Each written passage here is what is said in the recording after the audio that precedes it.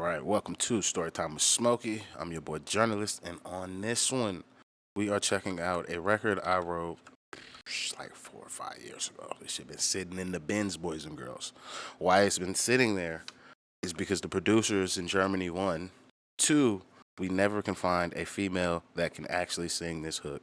Because if I could get one of those Forever 21, Charlotte Roos, fucking Hot Topic type of female singers to sing this hook that I've written, oh my motherfucking god.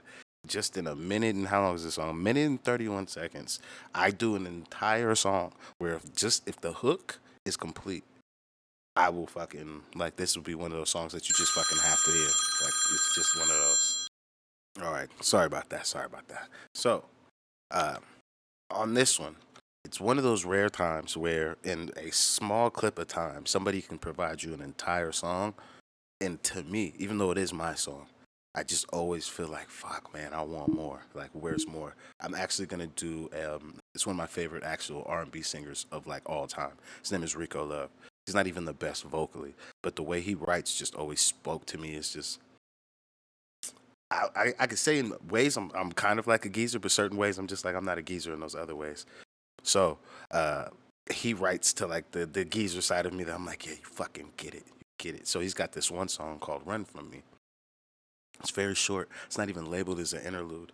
If I had all the money in the world plus all the tea in China, I would pay that man whatever the fuck he wants to go write another 45 to a minute and a half of fucking song. That's how much, like, how good it is. So when I did this song, I was like, not that it's that good, but just like, oh, I get it. Like, you can make these type of songs, and I always wanted to finish this song. So it's called Young and Free. Fuck, I don't have my nigga's name on here. I want to say my nigga's name is like Mark or some shit like that, but I can't remember. But thank you for joining me. Let's get into this one. If you could, please hit that like and subscribe, and let's go. You know, for those times, you need to get through. This is that. Patience, slow the races. I'm moving fast to different places. Enjoy the time, the seasons changing. What else? Life will come with complications. Loud voices, frustrate faces. Love and peace, a conversation. In the doubt, or outer anguish. Count my blessings and the angels. You overcome, you believe you able. Change the cards or flip the table. Facts. One problem, many.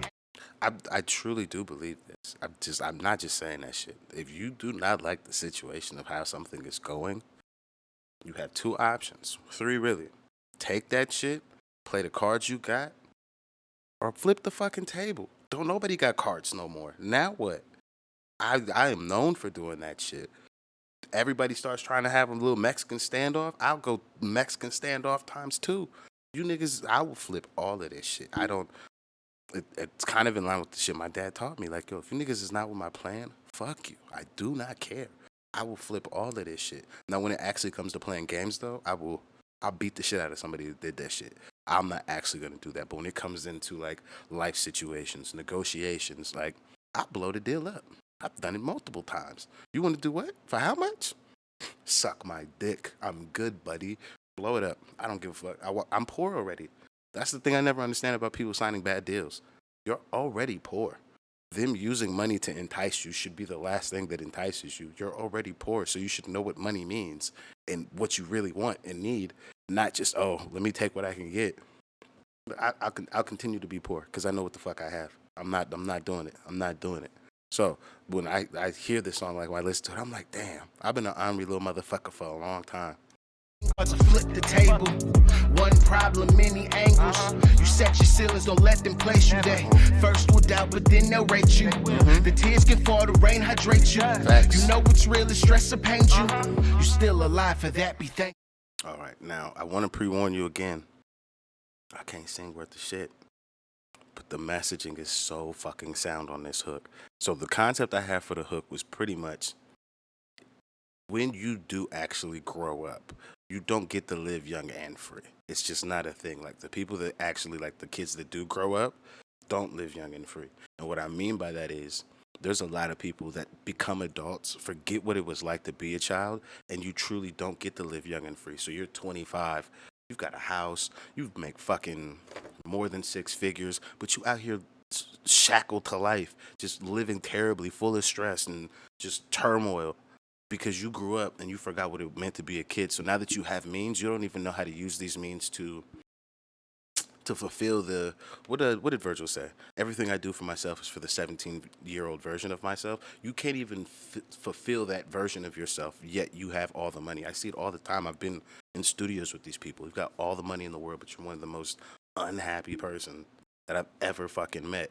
And it's because you forgot how to be a kid or what it meant to be a kid or like what it was like to be fucking 12. So now you could be 12 with $1 million in the bank and you can't even think like let's go karting or something. Let's go fucking buy the go-kart parts and build it from scratch. And just like, it's just so many random things. I just see people, we grow up in life and we just forget. And that's why, like, a lot of times, like, people will be raising their kids and they're like, I can't believe you snuck out the house. And it's like, bro, I literally came and picked you up all summer. All summer you were sneaking out the house. Why are you acting like your child at 14 sneaking out the house is like the most flabbergasting thing you've ever seen? You literally did it. Oh, you forgot. You forgot. Not like, oh, you forgot where you came from, but you did. You forgot where you came from, and now you're just some mean old man, just cantankerous for no fucking reason. And that's why, like, for me, that's what this hook encapsulates. It's just those emotions of just, I don't ever want to forget what it was like to be whatever age I'm not at the time, because it allows us a wealth of understanding of people that if you hold on to that, when you see a dumb motherfucker at 25 do some shit, you'd be like, oh yeah, that number 25, it sounds like a nigga should know something, like it really does.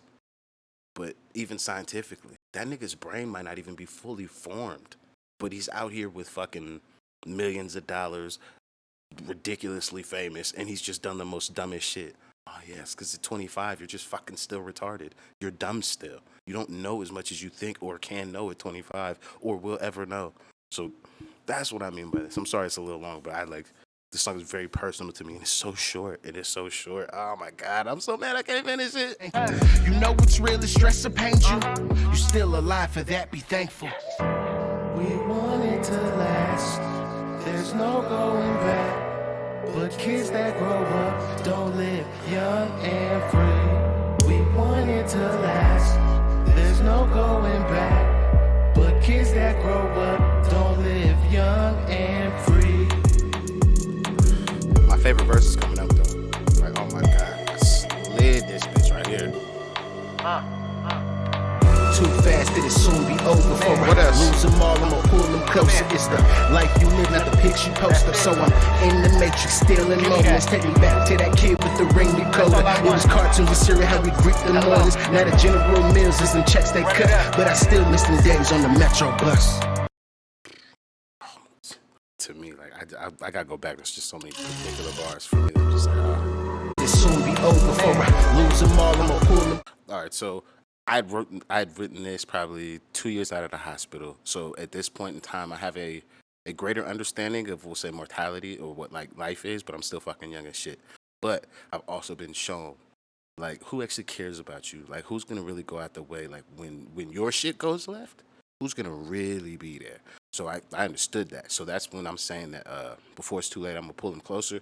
It's for like a lot of the friends that at the time, because I was dealing with so much shit, I wasn't talking to nobody. I wasn't going out. I wasn't doing anything.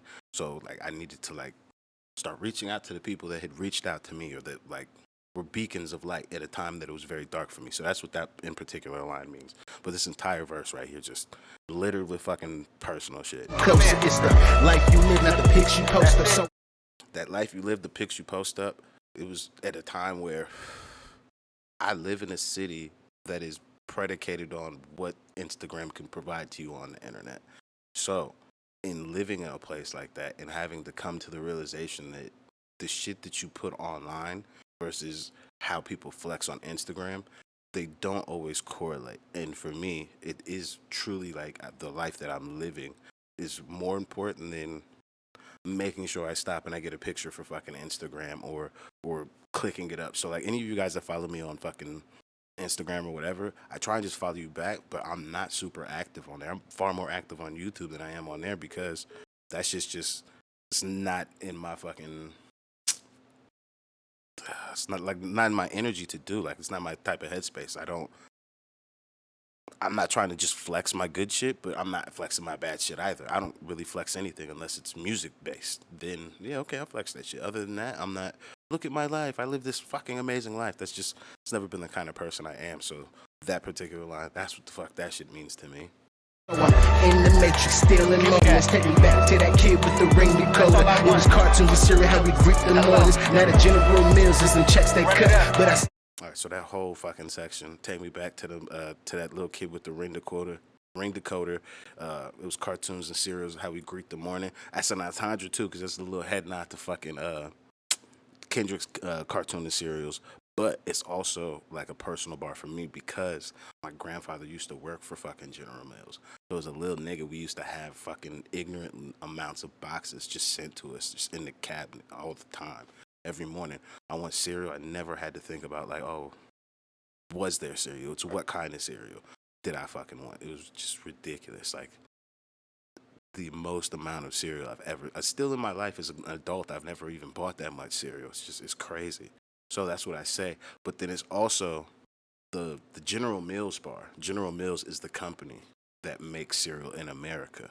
But General Mills is also a term for like petty cash, which is regular money, especially when you're starting a fucking like a marketing budget for like Def Jam. Their General Mills would be general millions of dollars. So for me, I'm just like, yo, those General Mills, so like a lot of money, are the checks they cut now. Like, cause at the time I was starting to kind of make money in music, so I'm like, yeah, nigga, them General Mills, I'm coming up. So I was like, oh, I'm getting spicy. The mornings, now the General Mills is them checks they cut, but I still miss them days on the Metro bus. All right, I already did that one, but this one to me is just packed with either so many personal lines or just if I could get in the studio with somebody that could really sing the hook, get this beat reproduced, and be able to give. I actually don't. The way I write, especially songs, I have no idea what the song can be past a minute and 31 seconds. So what I mean by that is I wrote every word exactly to that beat. That beat told me every word I could say. That's really my process. So there's no more beat, there's no more song. I literally wrote everything available, just like I'm about to do it right now. The Joker, it's called like Sega or some shit. I did that beat, slid that bitch. So I'm about to actually do that shit right after this. So that's what it was for me, and I was just like, damn it. I'm really upset because I have a lot of songs that I like that I can't do nothing with. But thank you guys for joining me. I truly do appreciate, I guess, kind of like being able to explain some of these songs, or like just to showcase them. Like, who the fuck thought I'd be able to just talk and just, hey, I got a record. Even all 5 of you, 6 of you, 2 of you, 1 of you, I don't care how many people. The fact nobody's like, oh my God, look at this cocksucker. He's putting this shit on here too. That's not what we're here for. I'm happy with that. So thank you very much. More of these on the way. Yeah, see you on the next one. I'm out of here.